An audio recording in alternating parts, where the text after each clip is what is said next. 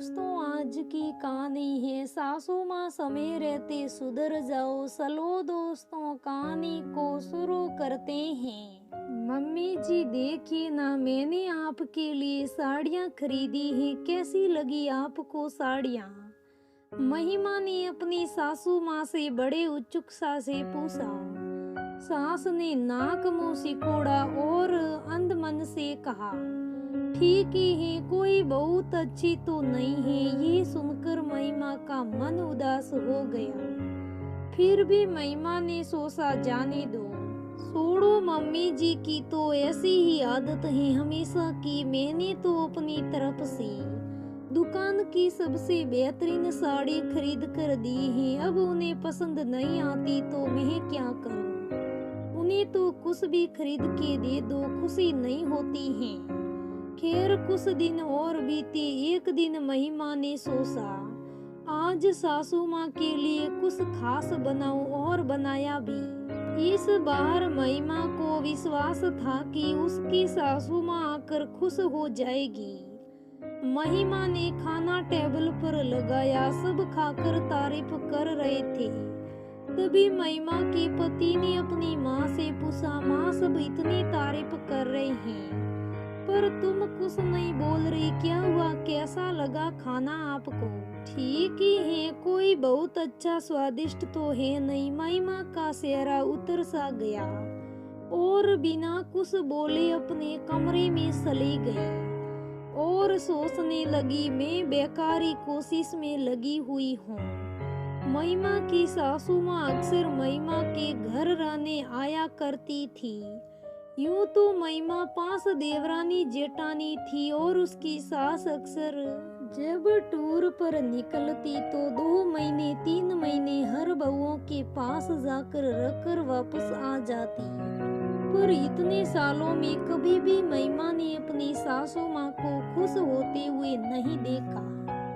जिसके पास भी जाती वहाँ दूसरी बहू की बुराई करने में लग जाती। फिर दूसरी बहू के पास जाती है तो तीसरी बहू की बुराई करने में लग जाती है। कुल मिलाकर महिमा की सास इतने सालों में किसी भी बहू से खुश नहीं थी। उन्हें हर बहुओं में कुछ न कुछ कमियां दिखाई देने जा रही थी। उनके हिसाब से घर की कोई भी बहू उनके मुताबिक नहीं थी और यही हाल महिमा के साथ भी होता था। वह जितने दिन भी महिमा के पास रहती, बस हर चीजों में कुछ न कुछ कमियां निकालती ही रहती और महिमा चुपचाप उनकी और इसी आदत को सहती रहती थी। सोचती, कुछ दिनों की ही तो बात है, चुप रहती हूँ, क्यों बोलना है।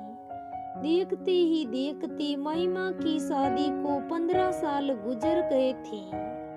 एक बार फिर उसकी सास उसके पास रहने आ गई। उसी दिन बीते थे कि एक दिन महिमा कुछ सामान लेने बाजार गई। जब लौटकर घर आई तो अपने पति को सारा सामान निकाल कर दिखाने लगी।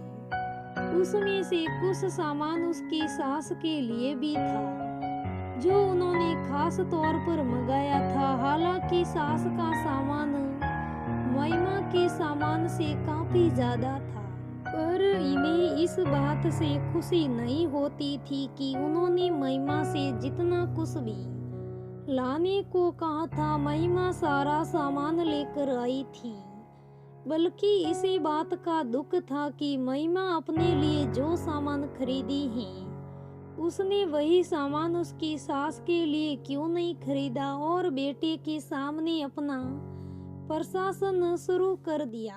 देखो ना, महिमा ने ये खरीदा है, देखो ना, महिमा ने वो खरीदा है, लेकिन मेरे लिए ये सब लेकर नहीं आई। काफी देर तक तो महिमा उनकी सरसर सुनती रही और आखिर में उससे बर्दाश्त नहीं हुआ और उसने बोल दिया, मम्मी जी, आपने जो कुछ भी मुझसे मंगाया था मैं वो सब लेकर आई। अगर आपको मेरा सामान भी अच्छा लगा है तो आप ये सब भी रख लीजिए और अगर आपको कुछ और सामान भी चाहिए था तो मुझसे कहना था। अगर मैं नहीं लाती तब आप गुस्सा करती तो मुझे समझ में भी आता, पर आप बिना किसी वजह शुरू हो गई। तभी झट से महिमा के पति ने बोला, माँ, अगर तुम अपनी बहुओं के पास खुश रहना नहीं सीखोगी तो बहुएं कभी भी तुम्हें अपने साथ रखने में खुश नहीं होगी। हर कोई तुम्हारे लिए सब कुछ करना चाहता है, पर तुम्हारा ऐसा बर्ताव देखकर कोई भी बेटा बहू तुम्हें अपने साथ रखने के लिए हिचकिचाता है। इसीलिए तो कभी भी कोई बेटा बहू तुम्हें खुद से नहीं बुलाता कि माँ आओ मेरे पास रहो कुछ दिन, क्योंकि तुम्हारे इस रवैये से किसी का भी मन नहीं करता कि वो तुम्हें बुलाए।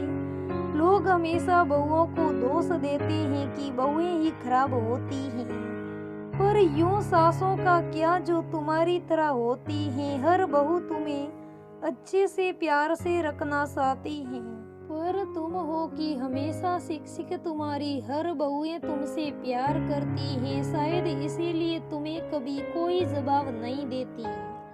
पर कब तक सहेगी, एक ना एक दिन तो हर किसी के सब्र का बांध टूट ही जाएगा, और इसमें तुम्हारा ही घाटा है। बेइज्जती भी तुम्हारी होगी। धीरे धीरे हर किसी ने तुमसे पल्ला झाड़ लिया है, क्योंकि कोई भी अपने घर की शांति भंग नहीं करना चाहता। पर तुम कहाँ समझोगी, समझ नहीं आता क्या तकलीफ है तुम्हें। जहाँ भी रहो प्यार से रहो, खाओ पियो, बहुओं की सेवा लो, पर नहीं तुम्हारी तो पूरी जिंदगी नुक्स निकालने में ही चली जाएगी। माँ, अगर तुम्हें बहुओं से बेटियों जैसा सुख चाहिए तो उसके लिए तुम्हें पहले माँ बनना होगा। अगर तुम्हें उनकी कोई बात अच्छी नहीं लगती तो तुम उनको माँ बनकर सिखाओ और बताओ, पर पता नहीं कैसे तुम हर बात में कोई ना कोई कमी ढूंढ ही लेती हो।